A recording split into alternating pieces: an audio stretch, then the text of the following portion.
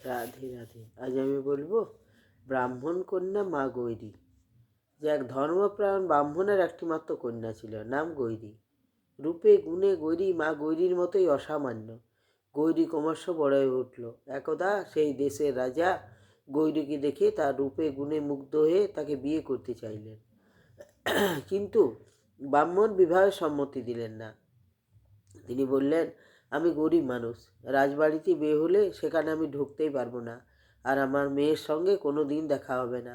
রাজা ব্রাহ্মণকে টাকা পয়সা জমি বাড়ি তৈরি করে দেবেন বললেন। কিন্তু ব্রাহ্মণ বললেন, টাকা পয়সা নিয়ে আমি কন্যা বিক্রয় করতে পারবো না। রাজা সেদিন চলে গেলেন। কিছুদিন পরে ব্রাহ্মণ ভিক্ষায় গেছেন। এমন সময় রাজা লোকজন ও গাড়ি নিয়ে এসে গৌরীকে নিয়ে চলে গেলেন। রাজবাড়িতে এসে রাজা শুভলগ্নে মহা ধুমধামের সঙ্গে গৌরীকে বিয়ে করলেন। ব্রাহ্মণ বাড়িতে এলে ব্রাহ্মণীর নিকট সমস্ত ব্যাপার অবগত হয়ে মর্মাহত হইলেন। ব্রাহ্মণী তাকে নানা রূপ সান্ত্বনা বাক্যে অনেক বুঝিয়ে শান্ত করলেন। এর কিছুদিন পরে ব্রাহ্মণের বড় ইচ্ছে হলো তিনি দুর্গা পূজা করবেন। ব্রাহ্মণ ভিক্ষা করে 5 টাকা জোগাড় করলেন। গ্রামে এক কুমারের নিকট 1 টাকা দিয়ে দুর্গা প্রতিমা তৈরি করে দেওয়ার জন্য কথাবার্তা ঠিক করলেন। বাকি 4 টাকা দিয়ে পূজার অন্যান্য জিনিসপত্র জোগাড় করলেন। টাকার অভাবে আর অন্য ব্রাহ্মণ আনতে পারলেন না। ঠিক করলেন তিনি একাই পূজা করবেন এবং চণ্ডীপাঠে 2ই করবেন, আর ব্রাহ্মণই পূজার জোগাড় এবং ভোগ রান্না করবেন। যথাসাধ্য পূজার সমস্ত আয়োজন হচ্ছে। পঞ্চমের দিন রাত্রে প্রকৃতির নিয়মে ব্রাহ্মণী অশুচি হয়ে পড়লেন। ব্রাহ্মণ মহা চিন্তায় পড়লেন।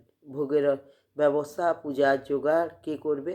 ব্রাহ্মণ অনেক চিন্তা করে ভাবলেন, মা গৌরী 1 বছর হলো শ্বশুর বাড়ি গেছে, সেই থেকে তাকে দেখিনি। না জানি সে বিয়ের পরে কেমনটি আছে।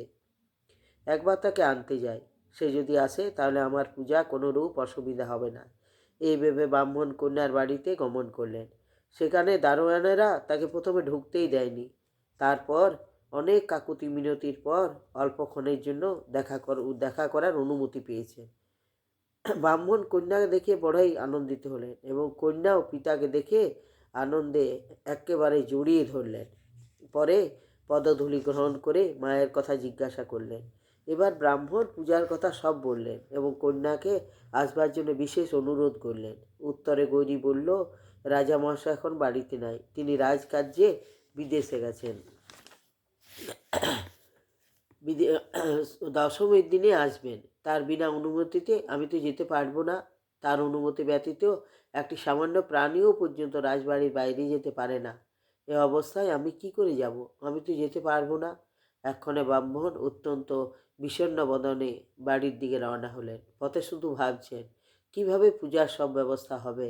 কিছু দূর আসার পর পশ্চাতে একটু শব্দ শুনে ফিরে দেখে গৌরী আসছে।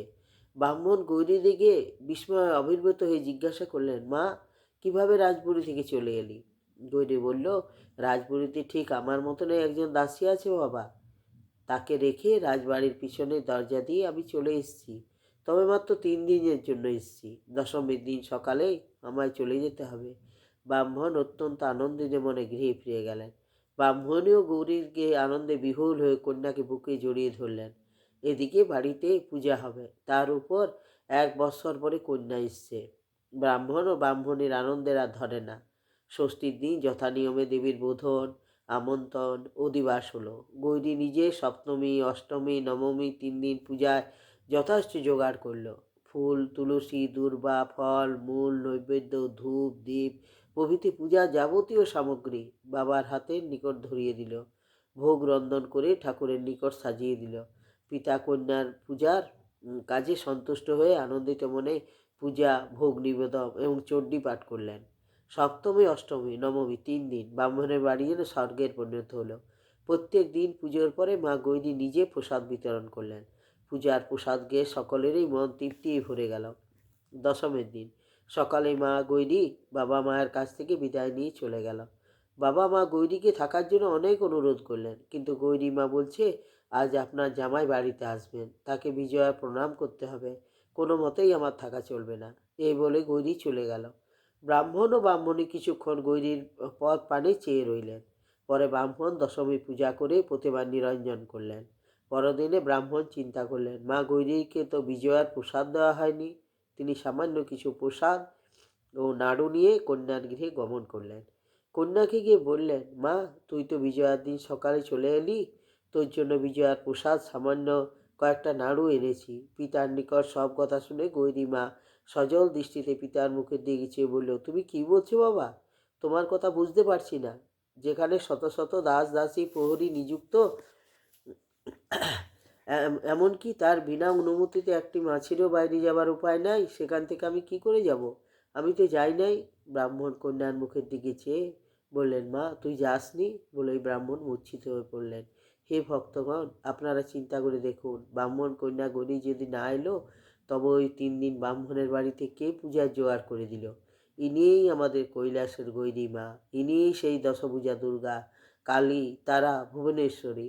ব্রাহ্মণ যখন কন্যার বাড়ি থেকে ফিরে আসছিলেন, তখন কৈলাসের গৌরীমা ভাবলেন, আজ যদি আমি ব্রাহ্মণের পূজায় সাহায্য না করি, তাহলে ব্রাহ্মণ বড়ই বিপদে পড়বে এবং মনের আনন্দে আমার পূজা করতে পারবে না। সেই জন্য তিনি কন্যারূপে ব্রাহ্মণের বাড়িতে এসে নিজের পূজার জোগাড় নিজেই করে দিলেন।